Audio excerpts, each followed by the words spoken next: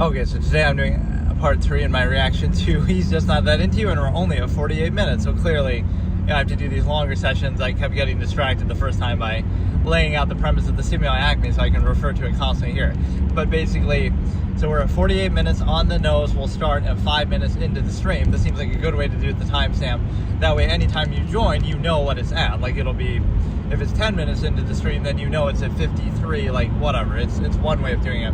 But yeah, so like we're at 48 minutes, they're at the pool, they're hanging out, these two, and he's trying not to cheat. I forget what the actress's name is. And, you know, she said something, her last line, I just looked at, and it's like a little bit kind of dumb though, because she says, you know, oh, why can't we just be friends, is kind of how they're framing it. But then she says something sexual like, oh, but he has an ass that makes you want to dry hump, and he just has a great smile. Like, so you're aware of it, so now it's up to you, right? Like, this is where people try to take away responsibility. Oh, I didn't mean to cheat on you, or oh, this or that. It's like, you act like you don't have control. This is like where people use labels, like, oh, they have this condition or that condition. People are ultimately in control of their own actions, like, you know, so you can choose to act on that or not. And the point would just at least be consistency, like, be direct about it. Like, okay, you like this person over your wife, so break up, and then, you know, whatever. Like, at least be direct about it. That's what the absolutist wouldn't do. An absolutist wouldn't cheat. They would either not specify the stimuli acme in the first place, like not be with only one person. They'd be in an open relationship where it's well known and established. Or if you do commit to that, then commit fully, like make up your mind, right? So it's not telling you what you should or shouldn't do or what's right or what's not. It's about consistency, that you pretend like you're absolute and it's love is meant to be, but it's just a social construct. But you would deny that it's just a social construct, but then you would act in such a way that indicates it's a social construct. So you're basically a little bit stupid. But yeah, they just said that. She just talked about dry humping, so what a great place to start. We'll start in a couple minutes here. So right, that's like the self-awareness of society, though, is like, don't try to blame it on something else. You'll say, oh, it's the devil, it's this, it's that.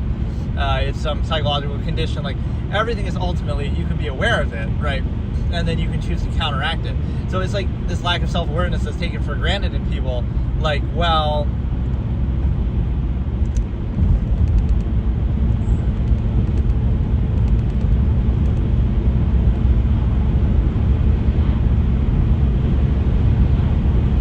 you know, they don't know any better, they can't help themselves. Not that, oh, they just might have a different intention than what you're trying to project onto them. It's like society will have the empirical basis, like, oh, there's only one size fits all, one right way to do everything, and that's it.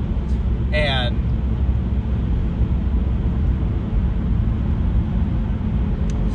you know, if you don't do it, it can't be that you have a different preference or idea or anything, right? Nothing else different can exist. It's a Bolshevik rhetoric fallacy, false duality. It's that, oh, you just don't get it, or you're just not good enough, you have some condition that stops you from doing it, right? Nothing can be a choice, right? So no matter what condition, supposedly, you think, oh, somebody has this. Like, somebody has a stutter, let's say, for example. First of all, you can practice and train and try to overcome it. You also might not care, right? It might not matter. It matters to other people. It doesn't necessarily matter to you. But also, you can actively counteract it. So it's like, oh, they don't know that they have a stutter, or like, oh, if you're overweight, like, you know those things, right? So you can choose it or control it, or so what it indicates really is that you don't care, right? So there's nothing wrong with it in your mind, so just deal with it, or if there is, then change it. But that, you know, it's up to you. So I'll do the fallacy of offended, but let me actually start this here, starting in 5, 4, 3, 2, 1, start. At 48 minutes, 48:01, 2, and did you just say dry hump? So, repression leads to obsession. You got to go through all the dance, or all these hoops. Like, just pretend like you're asexual, or like it doesn't appeal to you. Look at how pathetic these people would look, like everybody in society, that you obsess over sex so much. Like, dude, nothing more than inherent hedonism, the stuff of animals, the nature's way of inspiring reproduction, which might sound negative, but it's really not, because it seems to be actually off by like a second. Damn it. 40. So it's like, it wouldn't be a big deal. It'd be like,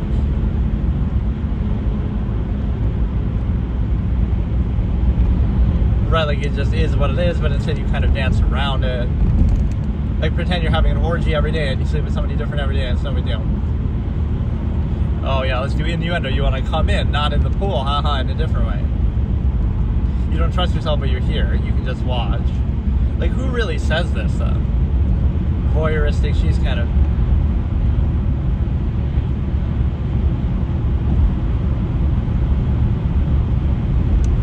Oh, they didn't drag that out in a gratuitous sexual way. There might be like a 2-second delay, so it's like 49:25 is what it's at, but is he gonna feel guilty or whatever?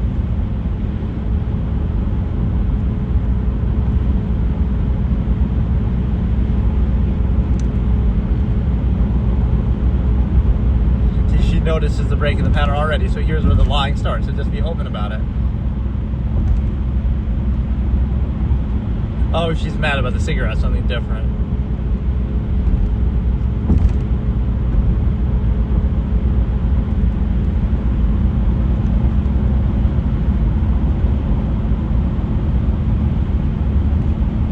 Yeah, lie about something else, but not this. Be honest about the cigarettes, but not about the on the. See, he can lie to you about this, and he can lie to you about anything. You realize that's the nature of social contrivance. Some guy in World War II Germany could have seemed very charismatic, so your credibility of social contrivance is... Look at the gaslighting, dude.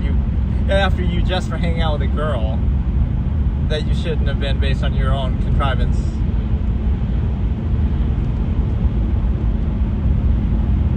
See, but it's her fault too. She's being gaslighted. Like she is playing into it. Like she realizes, oh,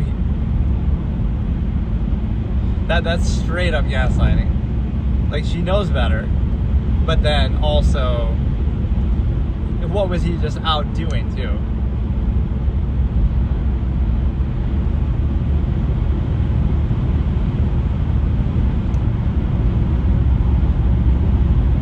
Even like kissing in full foreplay is like you overextending. Like, you know, it doesn't serve a purpose in nature the way that, I don't know, you're kind of controlled by and trained. But yeah, the fallacy of offended.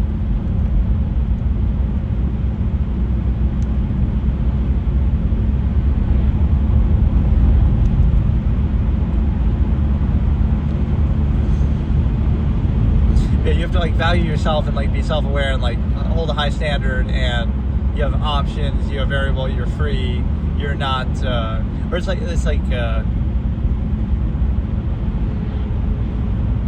know, you have options all around the world, so why would you obsess over one? Or like, yeah, all this, we try to decrypt social interaction. It's so artificial, and we try to find the meaning.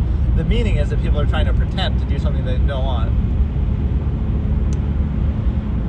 Yeah, like this is a normal phone call that this guy gets, that is, the girl she's making out with wouldn't be offended by that.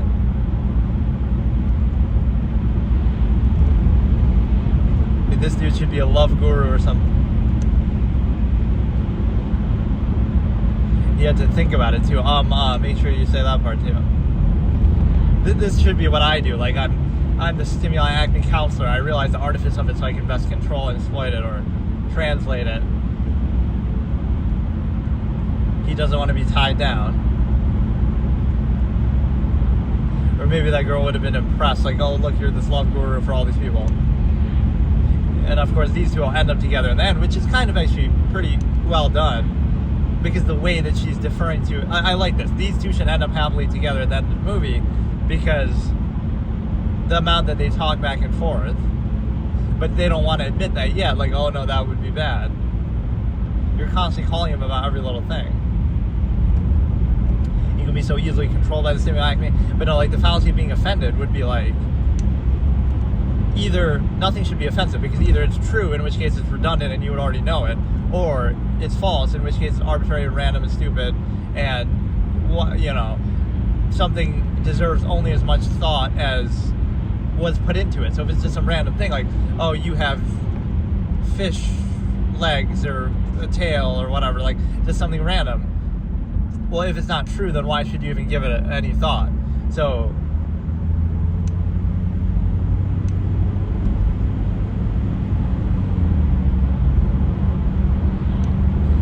absolutist tendency that this guy's exhibiting, where he's fully committed. You don't need hygiene when it's only a construct needed for society, to appease society, of course.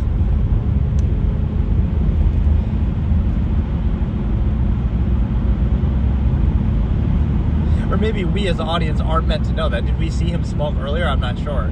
But the cigarettes were there. And then his whatever.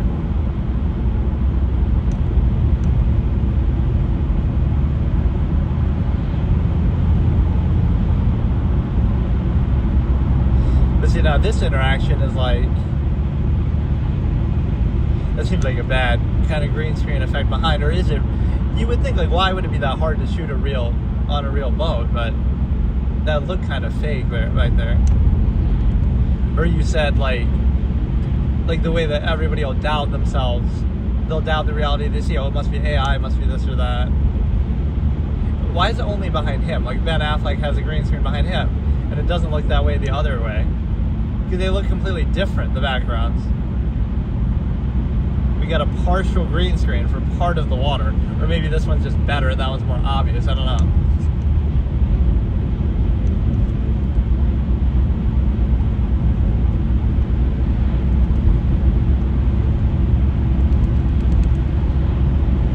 Happily married guy, typical, but all the secrets behind closed doors. Like, you really think it would come out?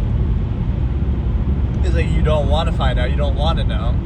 So sometimes it's just an opportunity. That's why you can't be friends, because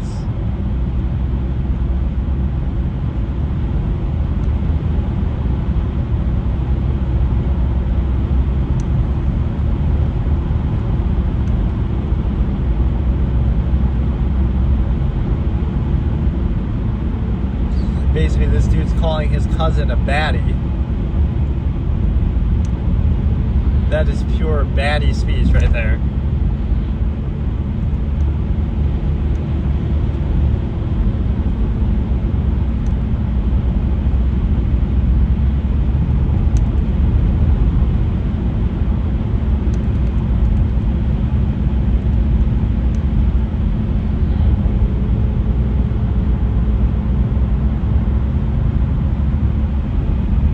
Yeah, we're really talking shit to Jennifer Aniston. It would make more sense. A younger Jennifer Aniston, too, not today.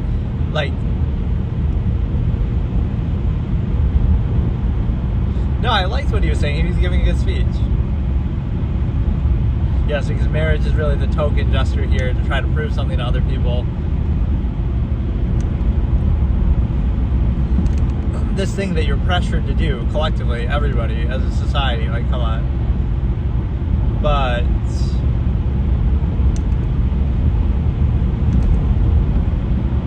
you could be better, right? You don't do things like everybody else because you're better than everybody else, or you don't need the artifice and contrivance that everybody else does, or you're not controlled the way that everybody else is.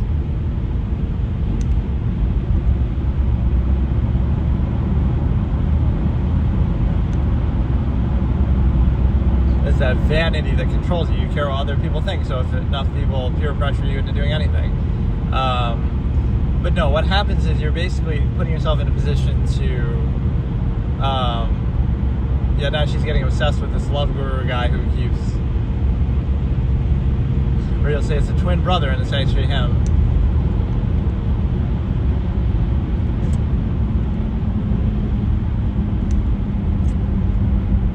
It's all like this bypass critical thinking fallacy that you have to do. What about neutrality? What about the human family amalgam theory, where everybody's your family, so you wouldn't place any special emphasis?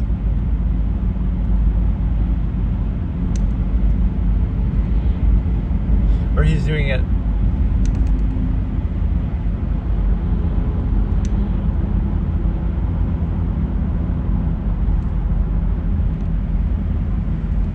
He did this just to set him up.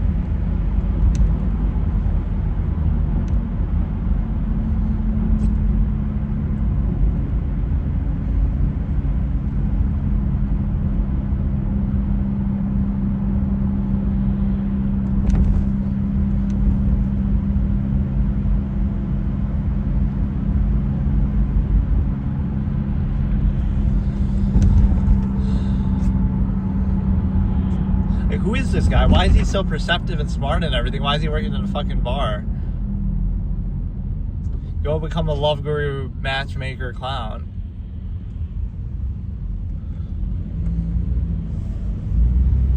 Yeah, what he's doing right now is the love guru technique. Make it seem like you know everything about all this, and then...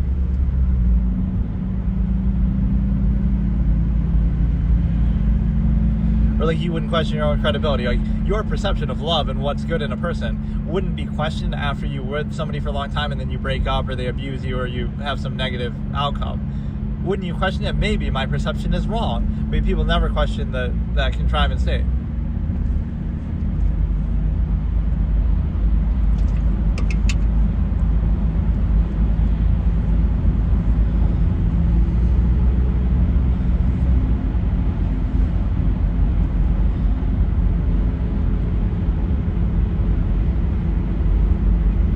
It's interesting that you would say that to somebody openly, like, oh yeah, you were stalking this guy, and it's just like tongue-in-cheek and funny, but...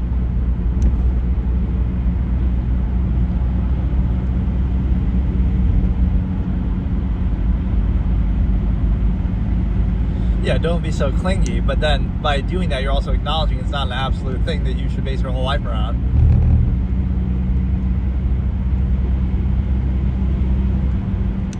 Because you keep asking him, or because...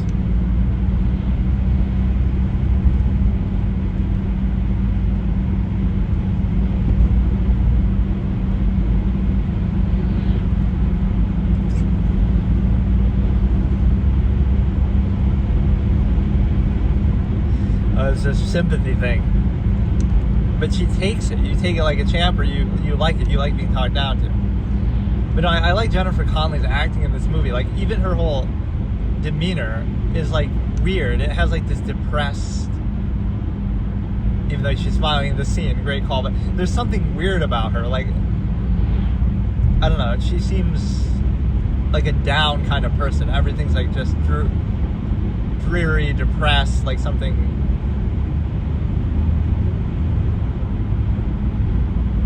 She was having doubts before the movie even started about something, but...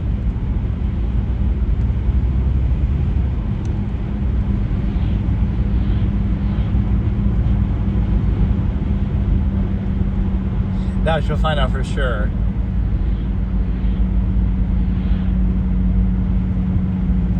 Look at the Javier as God.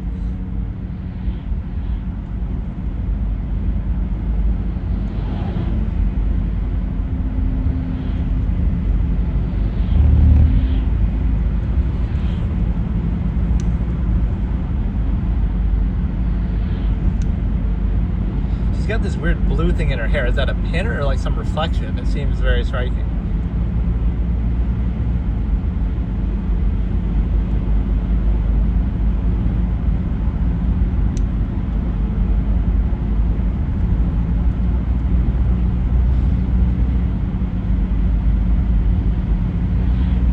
So she's taking the side of the husband. She's projecting.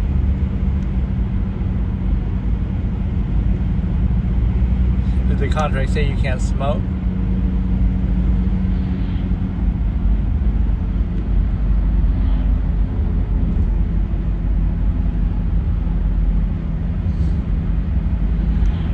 He took it like a champ, and he was even...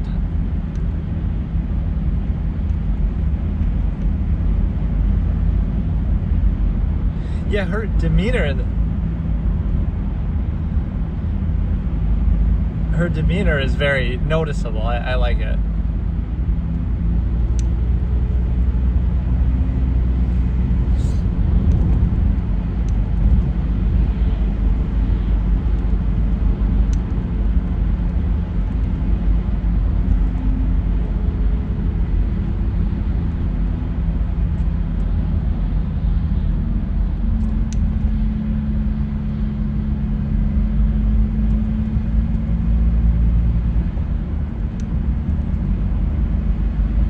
Why are those guys just staring? Like,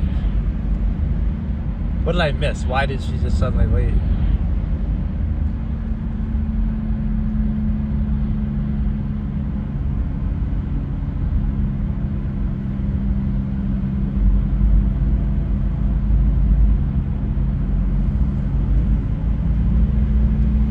Why is everybody like think they're a love guru or so perceptive? Like, these random two dudes can just see that.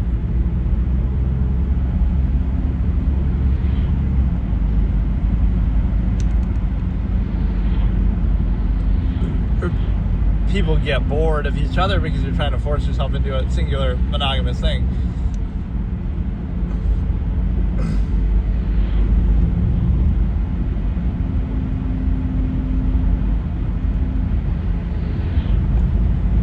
Oh, they're gay. Okay, I didn't even...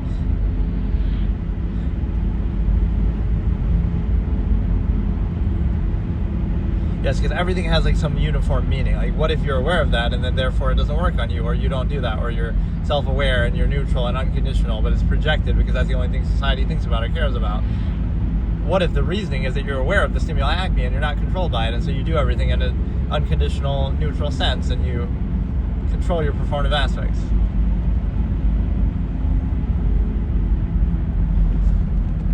Yeah, she wants you to take the initiative and be assertive.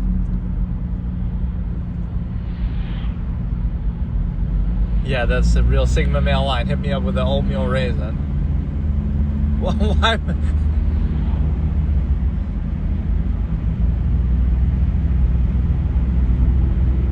Well, what if you're in such a culture that you wait till marriage to have sex? Or, that's part of censoring reality too. You have to, because if you did, then it might invalidate the relationship, and you want, you have to kind of create a monopoly over something to make it seem valuable.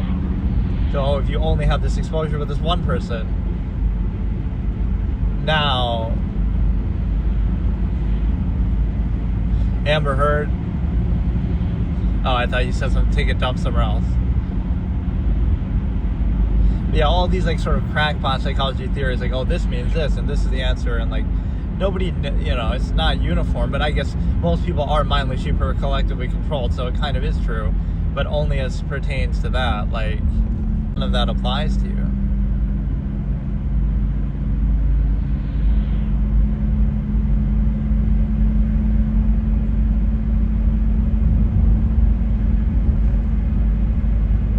Like, imagine, and you might think it's like, oh, this is why they're not into their current partners, but actually it's the opposite. The reason why they're in this situation and doing this is because they were having some lacking. Javier even was correcting, and now she was correcting. I'm not women, I'm a woman. And then Javier corrected her on something. But no, the performance I'm noticing, even just in her demeanor, is Jennifer Connelly. I am impressed by her in this movie. I don't know what it is. Just something, even the way she walks, like everything is very deliberate. Like, she's depressed about something else, even not related to this. Maybe she was depressed in real life.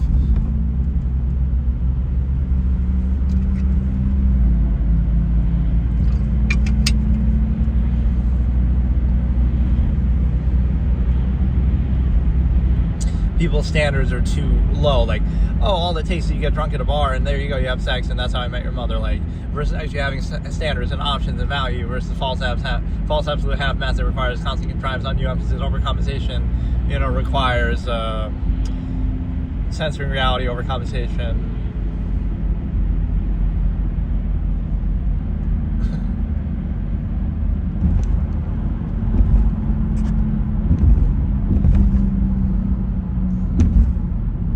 Intimidated by social media before it was even that big of a thing. MySpace. She's having MySpace phobia or jitters.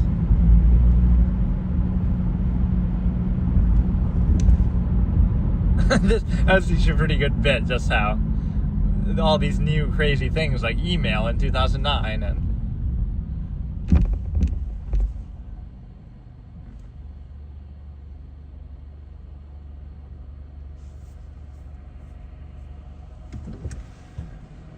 this part was written by like Larry David or something. It's so analytical about something so mundane.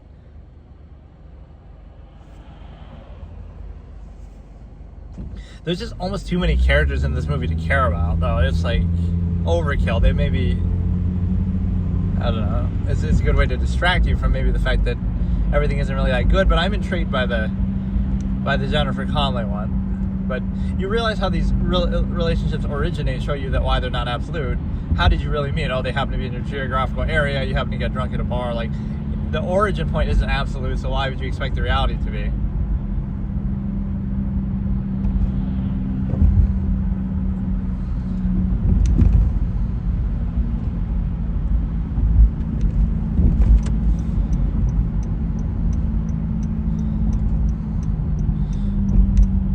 Like, this guy's giving her permission on who to go out with or not.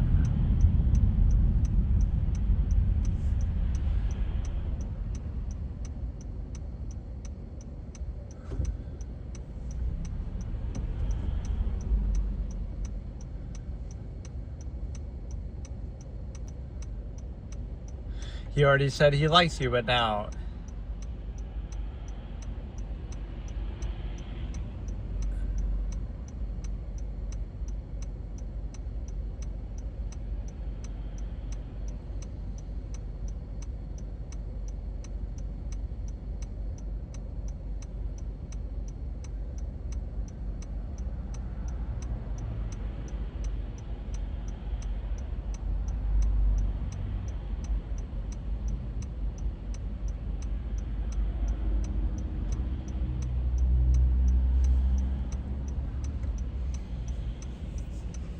like, she's very reactionary to influence, like seeing stuff on a show or having somebody tell her stuff at a bar. That's how this whole relationship started. She's like a very, what is that called, like somebody who needs all their opinions sort of fed to them. You don't know what you like, somebody else has to tell you what you like.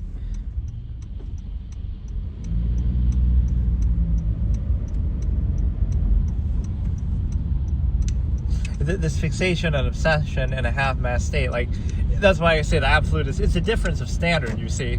It's the same thing that you're obsessing over that an absolutist would do, either with no emphasis, minimalistic, or with absolute emphasis. Either it's valuable or it's not. If sex is really this high end-all be-all, then have sex with everybody all the time, and, you know, consensual, sure, but, like, don't limit it. Be open relationship, be orgies, if it's really that good. Or if not, then don't do it at all. But don't give us this halfway, all false absolute to specify. That doesn't work. That's the stimuli acme owning you, just like every other era of modern history, at least. Now, stop being so positive, Jennifer Connelly. I've been praising your kind of brooding demeanor the whole movie. Or like resting bitch face, kind of in this role, though. She's not always like that. It might be, again, like 2 seconds delayed, so it's like 1:20, 1:13:01. Oh no, maybe it caught up. I don't know what's going on.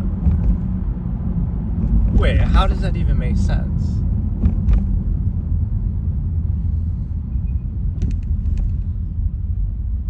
This movie has just too many characters and too many...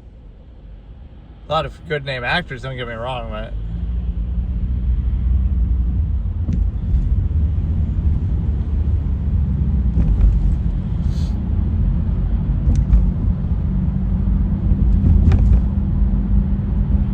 Here we go, we get a cringe fiesta. Somebody singing on a call, on an answering machine.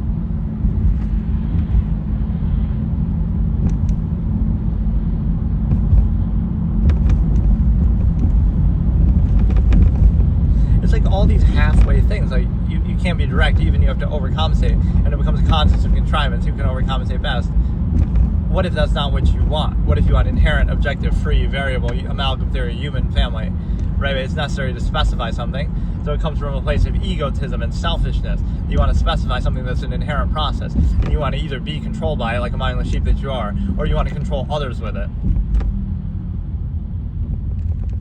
Wait, why? What happened? Wait, why did the message get erased? I didn't even catch that.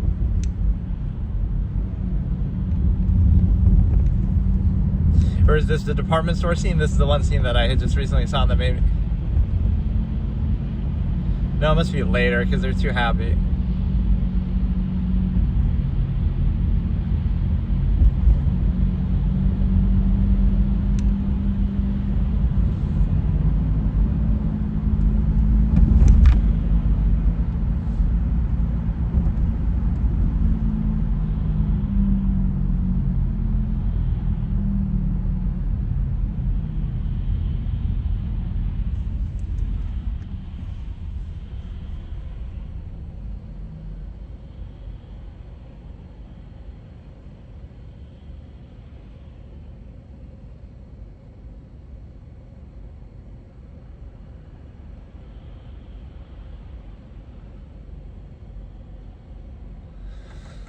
But that's what's all, or maybe it is. Oh, I misjudged it. That scene started off too happy, moments before disaster. I thought it must be later in the movie, because it couldn't be.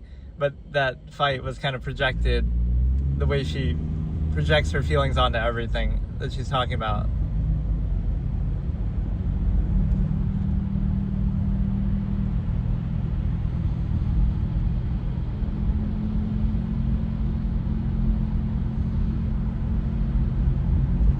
How did she know it, though? There was nothing even that indicated that. She suspected the smoking, but she didn't suspect cheating. There was nothing.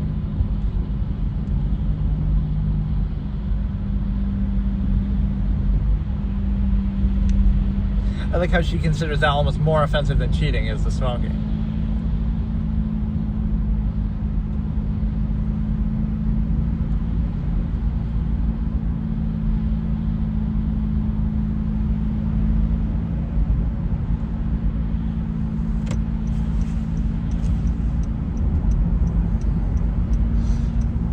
She's down bad. She just got cheated on, and she's the one. Doesn't that show you how pathetic you are? She's the one. You got cheated on, and you say, well, we want to work through this. No, the other person's supposed to say, let's work through this. And he's almost smiling when he says that, you'd want me out. But yeah, she has like too much of a submissive demeanor. Like, he has to think about it for a long time.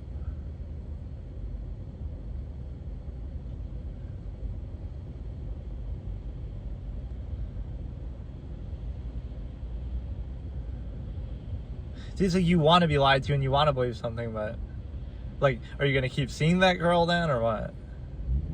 You didn't even, like, that's the biggest, that's like a female cuck moment. Jennifer Connelly was just a cuck. Like, you get cheated on, and then your immediate response is, let's try to work it out. Not that he should be saying that, please, I'm sorry, let's try to work it out.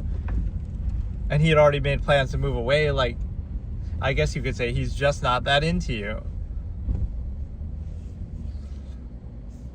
Okay, we'll stop there. There was one thing I missed. Like, why was the message deleted? We stopped at 1:17:49. Yeah, something about her character is definitely intriguing, the Jennifer Connelly, but I don't understand one thing. Okay, let me go back. But yeah, like, at some point, somebody cheats on you and you still stay with them, or like, again, if it's abuse or something, somebody abuses you. But that was like the iconic scene, I guess, that it felt sort of, he folded under not only no pressure, but negative pressure. Like, there was nothing, I guess the pressure, she was subliminally saying that, but she was more mad about the smoking. I don't know, even like,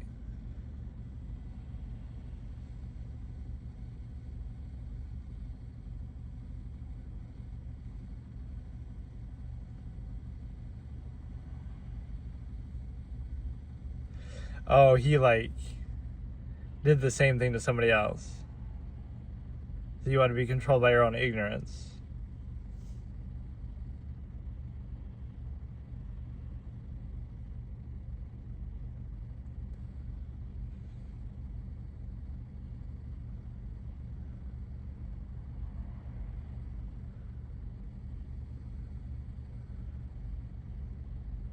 And she did it with her middle finger too, to read the messages. This is going to take me like 10 sessions to actually watch the whole thing. But yeah, the way she, like, obviously analogizes everything, like, she's talking about wood, but not the innuendo kind of second meaning, but the